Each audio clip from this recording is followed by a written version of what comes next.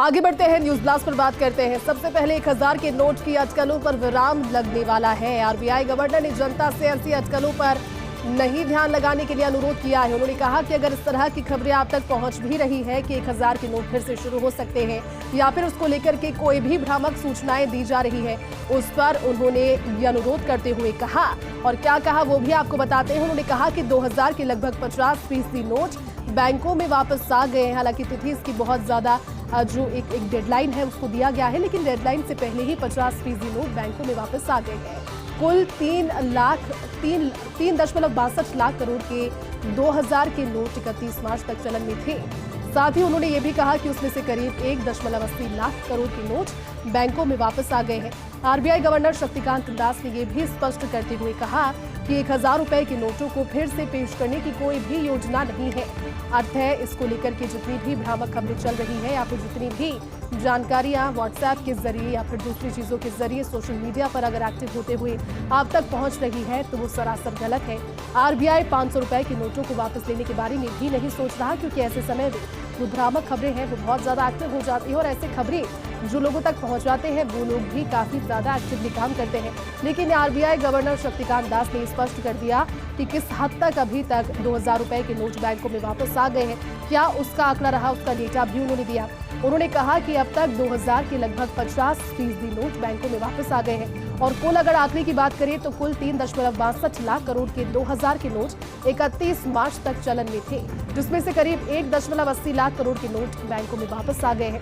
और इसी के साथ उन्होंने ये भी स्पष्ट कहा, ये भी अनुरोध लोगों से किया कि 1000 रुपए के नोटों को फिर से पेश करने की योजना कोई भी अब तक नहीं है, अतः इस पर ध्यान भी ना दे और ना ही आरबीआई 500 रुपए के नोटों को वापस लेने के बारे में फिलहाल कोई विचार कर रहा है। अतः इन सभी सूचनाओं पर जो कि गलत है उस पर जनता ध्यान ना दे।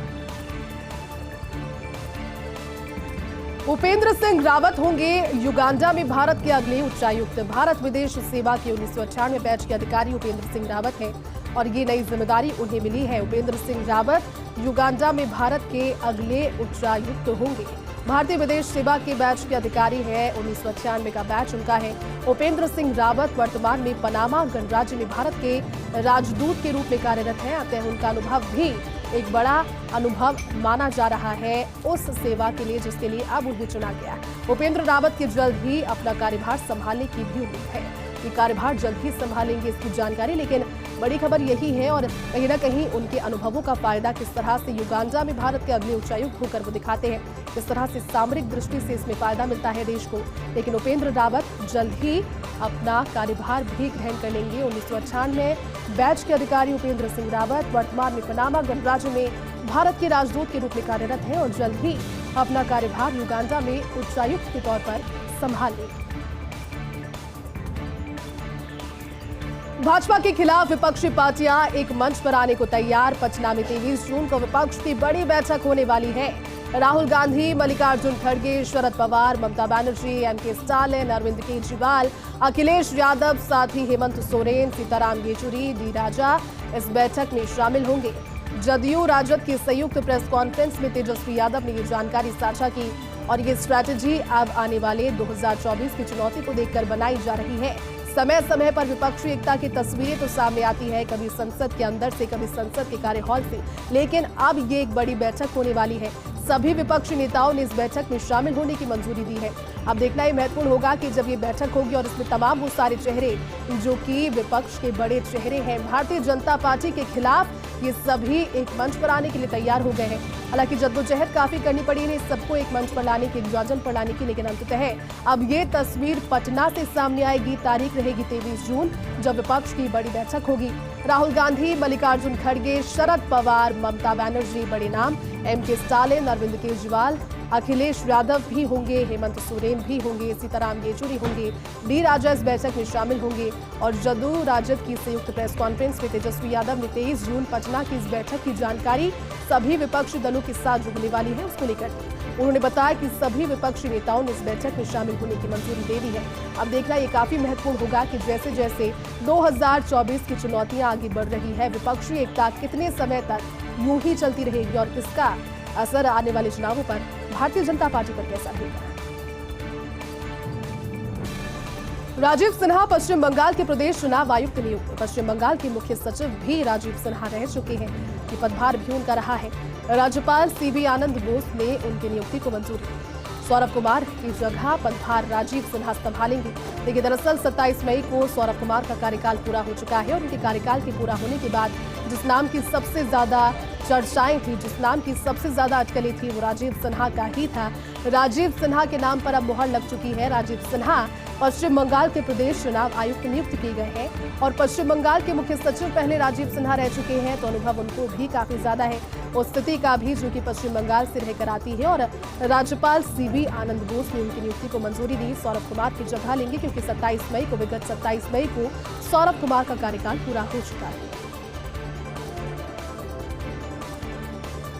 केंद्र में 2 आईएएस अफसरों का एम्पैनलमेंट। अतिरिक्त सचिव स्तर के पद पर काम करने के लिए सूचीबद्ध उन्हें किया गया है।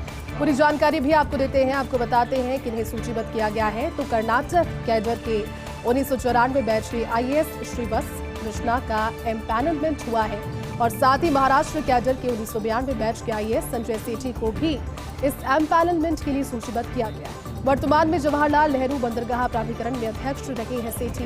एक बार फिर से जानकारी आपको दे दें, केंद्र में 2 बदलाव। 2 आईएएस अफसरों का एम्पैनलमेंट किया गया है, जिसमें अतिरिक्त सचिव स्तर के पद पर काम करने के लिए सूचीबद्ध किया गया है। लेकिन अतिरिक्त सचिव स्तर के पद पर भी काम करने के लिए उनको सूचीबद्ध किया है। कर्नाटक कैडर के 1994 बैच के आईएएस श्रीवत्स कृष्णा का एम्पैनलमेंट हुआ है। उनके अलावा महाराष्ट्र कैडर के 1992 बैच के आईएएस संजय सेठी को भी इस एम्पैनलमेंट के लिए सूचीबद्ध किया है। वर्तमान में जवाहरलाल नेहरू बंदरगाह प्राधिकरण में सेठी अध्यक्ष के तौर पर कार्यरत है। तो विजिटर्स अवार्ड देने की जिम्मेदारी अब शिक्षा मंत्रालय पर, और इससे पहले राष्ट्रपति पुरस्कार का चयन किया करते थे विश्वविद्यालयों, शैक्षिक संस्थाओं, शोधकर्ताओं के लिए पुरस्कार। लेकिन अब इसमें बदलाव, विजिटर्स अवार्ड देने की जिम्मेदारी और ये रिस्पॉन्सिबिलिटी अब शिक्षा मंत्रालय पर। इससे पहले राष्ट्रपति करते थे पुरस्कारों का चयन, विश्वविद्यालय उसमें सम्मिलित थे, शैक्षिक संस्थाएं उसमें सम्मिलित थी, शोधकर्ता उसमें सम्मिलित थे जिनके पुरस्कारों के लिए की जाती थी ये जानकारी। लेकिन 2015 में की गई विजिटर्स अवार्ड की स्थापना में 23 मई को राष्ट्रपति भवन की तरफ से इस अधिसूचना को भी जारी कर दिया गया। अब शिक्षा मंत्रालय ही विजिटर अवार्ड की जिम्मेदारी संभालेगा, यानी कि ये जिम्मेदारी अब शिक्षा मंत्रालय के हिस्से में आ गई है, जहां पर विजिटर अवार्ड किसे देने हैं, किस बुनियाद पर देने हैं, क्या उस पर रिसर्च की जानी है। इससे पहले राष्ट्रपति इन पुरस्कारों का चयन करते थे जो विजिटर्स अवार्ड होते थे, लेकिन विश्वविद्यालयों, शैक्षिक संस्थाओं, शोधकर्ताओं और जो भी इस क्राइटेरिया में आते हैं उन सभी के पुरस्कारों के लिए अब शिक्षा मंत्रालय को ये जिम्मेदारी सौंपी। 11 जून को भाजपा के मुख्यमंत्रियों, उप मुख्यमंत्रियों की बैठक, लोकसभा चुनाव की तैयारी के सिलसिले में यह बैठक होगी। और इसी के साथ कुछ राज्यों में चूंकि विधानसभा चुनाव अवसर पर है, इसी सिलसिले में भाजपा के केंद्रीय नेतृत्व ने यह जरूरी बैठक बुलाई है। भाजपा अध्यक्ष जेपी नड्डा रहेंगे, संगठन महासचिव बीएल संतोष वहां पर रहेंगे, संबंधित राज्यों के प्रभारी रहेंगे, प्रदेश अध्यक्ष भी इस बैठक में शिरकत करेंगे। तो भारतीय जनता पार्टी मिशन 2023 और 24 जिन राज्यों में विधानसभा चुनाव है उनके लिए मिशन 2023 और जो लोकसभा चुनाव है उसके लिए 2024 के मिशन के लिए जी जान से जुटी हुई है। 11 जून को भाजपा के मुख्यमंत्रियों और उप मुख्यमंत्रियों की बैठक लोकसभा चुनावों की तैयारियों के सिलसिले में, और जो कांग्रेस शासित राज्य है वहां पर भारतीय जनता पार्टी की क्या स्थिति है आने वाले विधानसभा चुनावों के मद्देनजर, जिसमें राजस्थान भी शामिल है, छत्तीसगढ़ भी शामिल है, मध्य प्रदेश की स्थिति पर भी चर्चा होगी। वहां के भी मुख्यमंत्री और उप मुख्यमंत्री को बुलाया जाएगा। लेकिन राजस्थान से भी भारतीय जनता पार्टी के संगठन के लिए प्रदेश प्रभारी वहां पर पहुंचेंगे और जानकारी ये सामने आ रही है क्योंकि केंद्रीय नेतृत्व की जरूरी बैठक है। तो ये सिलसिला जब वहां पर बैठकों का शुरू होगा, जिसमें भारतीय जनता पार्टी के राष्ट्रीय अध्यक्ष जेपी नड्डा, संगठन महासचिव बीएल संतोष और संबंधित राज्यों के प्रभारी, राजस्थान के परिप्रेक्ष्य से अगर बात करें तो राजस्थान से भी पहुंचेंगे प्रभारी, प्रदेश अध्यक्ष भी वहां पर होंगे और शिरकत करते हुए फिलहाल क्या वस्तुस्थिति है राजस्थान में भारतीय जनता पार्टी और दूसरे राज्यों जहां पर विधानसभा चुनाव है, और साथ ही संपूर्ण राष्ट्र के तौर पर भी अगर इसे देखा जाए लोकसभा चुनावों के नजरिए से, तो ये बैठक काफी महत्वपूर्ण रहेगी जो कि 11 जून को प्रस्तावित है। चलिए बात करते हैं उत्तर प्रदेश की, जहां कांग्रेस बड़े बदलाव की तैयारी में है। उत्तर प्रदेश में कांग्रेस प्रभारी का पद छोड़ सकती है प्रियंका गांधी वाड्रा। हरीश रावत और तारिक अनवर नए प्रभारी बन सकते हैं। लोकसभा चुनाव से पहले प्रभारी की नियुक्ति काफी महत्वपूर्ण है, क्योंकि जो विशेषज्ञ है, जो जानकार है, वो यही समझ रहे हैं कि अगर वहां पर मजबूती चाहती है पार्टी किसी भी सूरत में, तो कुछ बदलाव, चंद बदलाव करके ये एक कोशिश इनिशिएट किया जा सकता है।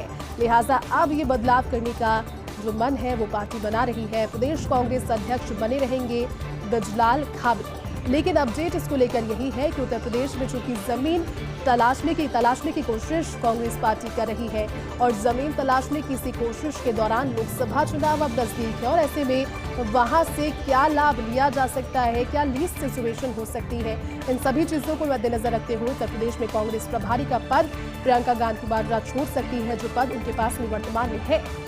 अंदेशा यही है, अटकल यही लगाई जा रही है कि हो सकता है कि हरीश रावत या फिर तारिक अनवर नए प्रभारी बन जाए। ये जिम्मेदारी लोकसभा चुनावों से पहले उन्हें प्रभारी की दी जाए, और प्रदेश कांग्रेस अध्यक्ष ब्रजलाल खाबरी बने रहेंगे अब तक। ये जानकारी तो कुल मिलाकर के आने वाले दिनों में उत्तर प्रदेश कांग्रेस में कुछ बदलाव देखने की जो जानकारी है वो सामने। आगे बढ़ते हैं। ओडिशा रेल हादसे पर बंगाल में रेलवे स्टेशनों पर एलआईसी की हेल्प डेस्क। भारतीय जीवन बीमा निगम एलआईसी का हेल्प डेस्क खोलने का ये फैसला।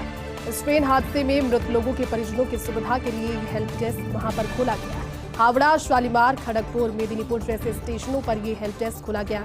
होगा यूं कि इससे मृतकों के परिजनों के दावे जल्द निपटाने में सहायता मिलेगी। अगर वहां पर ये पहुंचेंगे तो आसानी से अपने दावे कर पाएंगे, और उसके बाद जल्द ही इंश्योरेंस संबंधी राशि उन्हें मिल पाएगी, क्योंकि जरूरत पड़ने पर अन्य स्टेशनों पर भी इस तरह की हेल्प डेस्क को शुरू किया जा सकता है। इनिशिएट है, हर कोई अपनी अपनी तरह से कोशिश कर रहा है उस हादसे के गम को हल्के तरीके से भुलाने की। हालांकि वो पूरी तरह से भुला पाना मुमकिन नहीं है किसी के लिए भी, लेकिन वो लोग जिन्होंने अपनों को इसमें खोया है।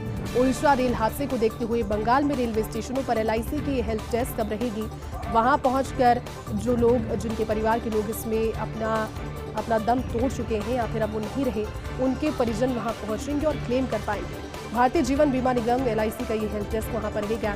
उसकी पूरी अपडेट आपको वहां पर मिलेगी। ट्रेन हादसे में जिन लोगों का निधन हो गया है, परिजन उनके वहां पहुंचेंगे, और अगर सुविधा के लिए हेल्प डेस्क पर वो कांटेक्ट करना चाहेंगे तो क्लेम कर पाएंगे। ये होगा वहां पर हावड़ा, शालीमार, खड़गपुर, मेदिनीपुर जैसे स्टेशनों पर हेल्प डेस्क, और मृतकों के परिजनों को क्लेम जितने भी वो करेंगे, जल्द ही उन क्लेम को निपटाने में सहायता मिलेगी, जिससे जल्द से जल्द जो आर्थिक सहायता है उन तक पहुंच पाए। जरूरत अगर पड़ी तो अन्य स्टेशनों पर भी इस तरह की हेल्प डेस्क शुरू की जाएगी, लेकिन पहले फीडबैक लिया जाएगा। जो एलआईसी की हेल्प डेस्क वहां पर लगाई गई है, अगर पॉजिटिव फीडबैक उसका रहा तो दूसरे स्टेशनों पर भी इस तरह की हेल्प डेस्क शुरू की जाएगी।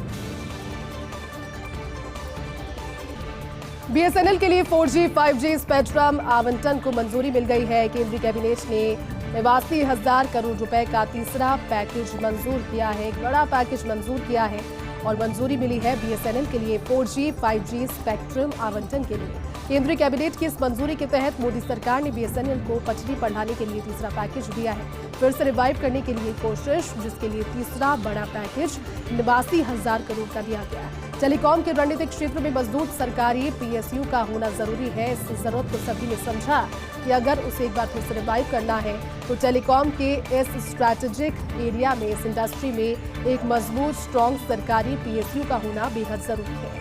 स्पेक्ट्रम आवंटन से बीएसएनएल पूरे देश में 4G और 5G सर्विसेज दे पाएगा, जिसकी जरूरत सबसे ज्यादा है। टेक्नोलॉजी फ्रीक सभी हो गए हैं, और बीएसएनएल अगर इस श्रेणी में आ जाएगा, अगर पटरी पर उसको लाया जाए, उसके बाद पूरे देश में 4G और 5G सर्विस को दूसरों के मुकाबले ही अच्छे से दे पाए, जिससे ग्रामीण और दूरस्थ के गाँव में सुलभ 4G की सर्विस हो जाएगी, इजीली अवेलेबिलिटी रहेगी, उसके बाद एक्सेस भी आसानी से होगा। लेकिन तमाम सारी चीजों के लिए तीसरा बड़ा पैकेज घोषित किया है केंद्र सरकार ने 82,000 करोड़ का। हाई स्पीड इंटरनेट के लिए फिक्स्ड वायरलेस एक्सेस सहित अन्य सेवाएं भी इसके लिए दी जाएगी। काम शुरू हो जाएगा, और उम्मीद यही की जा रही है कि इस स्पेक्ट्रम आवंटन की मंजूरी के बाद एक बार फिर से पटरी पर बीएसएनएल की गाड़ी पहुंच पाएगी। प्रदेश के अधिकांश जिलों में खनन कार्य रहेगा बंद। अगले महीने से आधी रह जाएगी खनन गतिविधियां। दरअसल मानसून के चलते खनन कार्य बंद रहता है, और अब चूंकि मानसून दस्तक देने वाला है तो अगले महीने से ही खनन गतिविधियां बंद हो जाएगी। 3 महीने मानसून की अवधि में खनन खदानों में जो पानी भर जाता है और उस वजह से बरसात का पानी भर जाने की वजह से मजदूरों के साथ किसी तरह की दुर्घटना ना हो, कोई हादसा ना हो, इस तरह की स्थितियों को देखते हुए ये निर्णय लिया जाता है कि मानसून में खनन का कार्य बंद होगा, क्योंकि खदानों में पानी भर आता है और ऐसे में जो मजदूर वहां पर मजदूरी करते हैं वो लौट जाते हैं अपने गाँव। बरसात के चलते 50% खनन गतिविधियां इस बार भी प्रभावित होने का अनुमान है। मानसून के 3 महीनों के इस अवधि में अपेक्षाक्रम कम खनन राजस्व मिलता है, जो कि ऑब्वियस है क्योंकि मौसम उसके लिए अनुकूलित नहीं है और ऐसे में 3 महीने जो अपेक्षाकृत राजस्व है खनन से जुड़ा हुआ वो कम मिलता है। इन 3 महीनों में विभाग का बकाया वसूली पर फोकस रहता है। जब कार्य वहां से बंद हो जाता है तो उसके बाद विभाग का फोकस रहता है रेवेन्यू किस तरह से बैलेंस किया जाए और बैलेंस करने की कोशिश करता है विभाग बकाया वसूली पर, यानी कि जो बकाया चल रही है, जो पहले जुर्माने बने हुए हैं खत वसूली के दौरान, उसको एक बार फिर से उसको वसूल करके बैलेंस करने की कोशिश की जाती है, क्योंकि अगले 3 महीने जब मानसून का रहेगा तो खनन कार्य 50% तक देश में भी बाधित रहेगा। सीबीआई को मिली है चंदा कोचर के खिलाफ कार्रवाई की मंजूरी। आईसीआईसीआई बैंक बोर्ड ने सीबीआई की कार्रवाई की मंजूरी दे दी है। चंदा कोचर पर वीडियोकॉन को कर्ज देने में भ्रष्टाचार के आरोप है और आईसीआईसीआई बैंक बोर्ड ने 22 अप्रैल की बैठक में इस कार्रवाई को मंजूर की। सीबीआई ने बुधवार को विशेष अदालत को ये जानकारी भी दी। इस अदालत ने जब जानकारी को साझा किया तो उसमें यह था कि चंदा कोचर के खिलाफ कार्रवाई की मंजूरी वो देते हैं। आईसीआईसीआई बैंक बोर्ड ने सीबीआई को इस कार्रवाई की अनुमति दी।